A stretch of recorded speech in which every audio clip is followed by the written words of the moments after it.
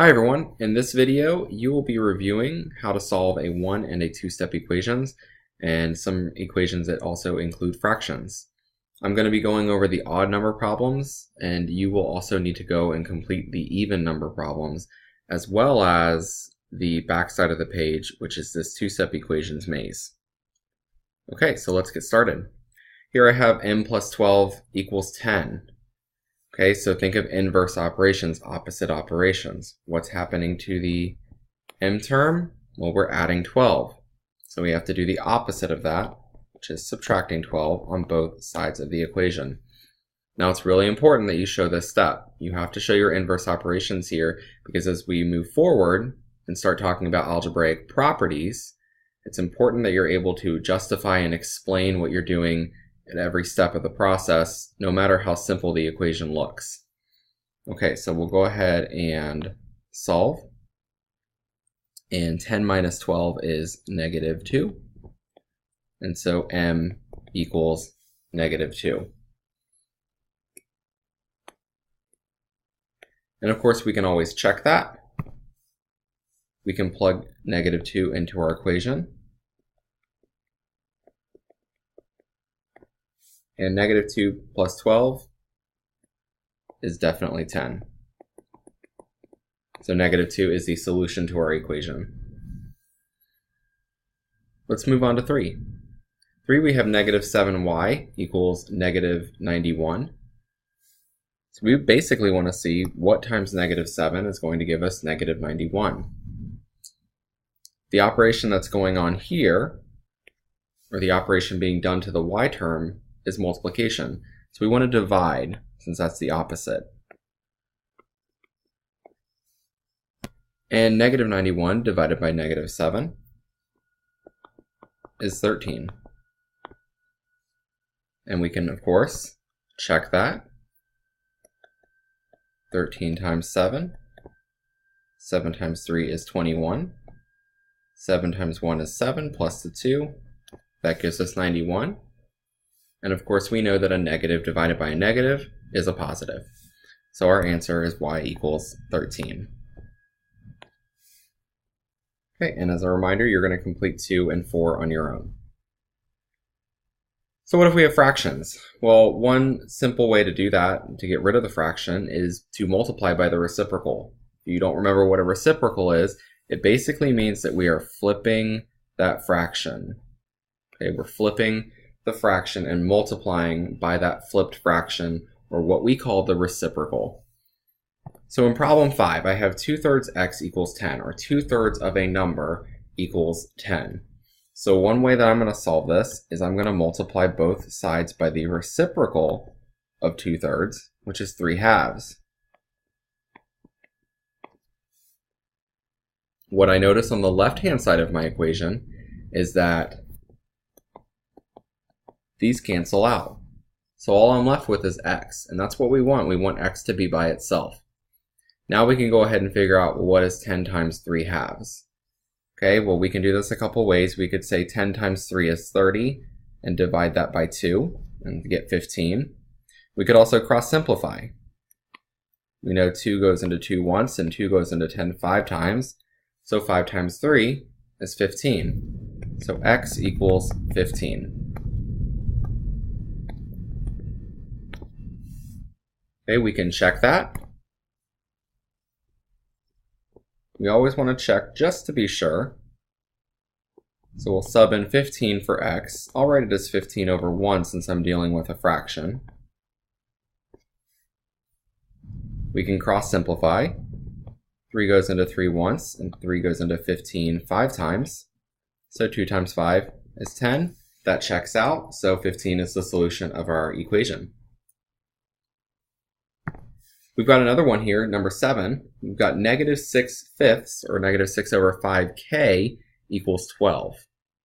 We're going to multiply by the reciprocal again. And I think I'll rewrite it so I have a little bit more space.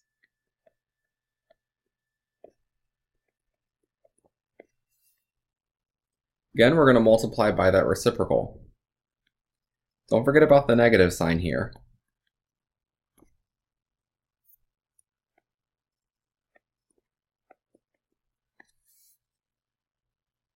So everything cancels out on the left-hand side.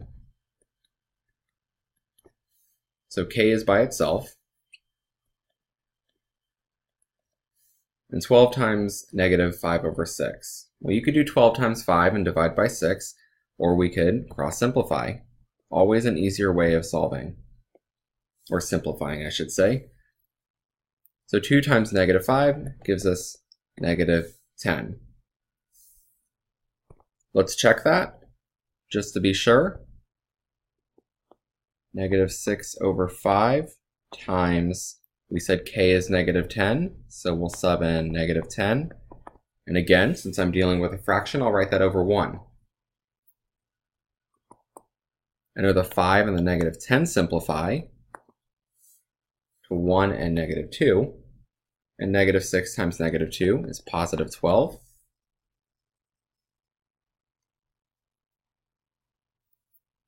So our equation checks out when we have a solution of negative 10.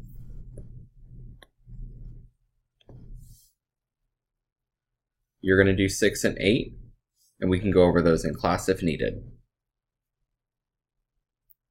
Finally, I just want to address two-step equations. We always want to undo the addition and subtraction, and that's the constant term or the number term. Okay, so that's whatever the number term is, we want to get rid of that first. And then we want to undo the multiplication or division. So we're kind of doing the opposite of the order of operations here. In order of operations, we normally do multiplication and division first. Then we do addition or subtraction. But in this case, we're working backwards. Remember, we're doing inverse operations. So here I have 6x plus 8 equals 50. One thing that I like to do when I have two-step equations or even multi-step equations is draw a line between the two sides of my equation. And I treat that as kind of a mirror so that I know that if I do something on the left-hand side, I'm going to do the same thing on the right-hand side. Okay, so the first thing I want to do is get rid of the addition or subtraction. And I see a plus 8 here. So I'm going to subtract 8 on both sides of my equation. This cancels out. 50 minus 8 is 42. And I just drop down the 6x. And don't forget that equal sign. Okay, now I want to undo the multiplication here, 6 times x. And I can do that by dividing both sides by 6. These cancel out, and so I'm left with x equals 7. So let's check that just to be sure. We know 7 is x, or x is 7. So 6 times 7 plus 8 equals 50. 6 times 7 is 42. Plus 8 gives us 50. So 7 is definitely the solution of this equation. And it might seem tedious to have to sit here and check your solutions, but as we get into multi-step equations, it's really important that you check those solutions just to make sure that you're right. Okay, one more here, 11. We've got 13 equals negative 4k plus 9. And of course, this is the exact same thing as saying negative 4k plus 9 equals 13. Okay, we can swap the sides there.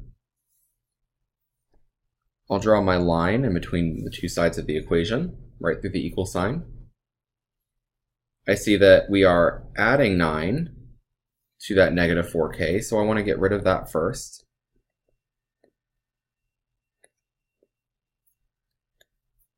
So I have negative 4k equals 13 minus 9 is 4. And I'm going to divide both sides by negative 4 so that I can get k by itself. 4 divided by negative 4 gives me negative 1. So k equals negative 1. And guess what? We're going to check that. Go back to your original equation. We'll replace negative 1 for k. Okay, so negative 4 times negative 1 is 4. Plus 9 does in fact equal 13. So we can confidently say that -1 is the solution to our equation.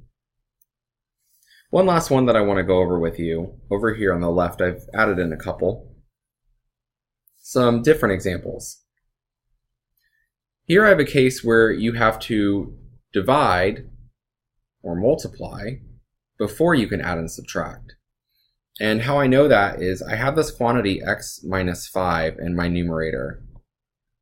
And I'm taking that entire quantity and dividing it by 7. So think about that. X minus 5 divided by 7. If I want to work backwards, I have to get rid of the 7 first, because that's the last thing that is being done to that expression. So instead of dividing by 7, to get rid of this, we'll multiply both sides by 7. You can see I have times 7 on the left and times 7 on the right. Well, that cancels that out and leaves me with just x minus 5 equals 4 times 7, which is 28. And now our last step, we want to get rid of the minus 5 by adding 5 to both sides of the equation. See if we can squeeze this in here. So x equals 33. Okay, and we can just double check that. If I plug in 33 into this equation, which we don't have enough room here, but 33 minus 5 is 28, and 28 divided by 7 is 4. So we can confidently say that 33 is the solution of this equation. So what I'll also have you do is complete this problem number 14 I've added in. 1 equals a minus 13 divided by -6. When you feel you're comfortable with that, you can go ahead and start on the two-step equation maze and use those solutions to navigate through the puzzle. Make sure you show all of your steps in each one of these boxes and make your way all the way to the end.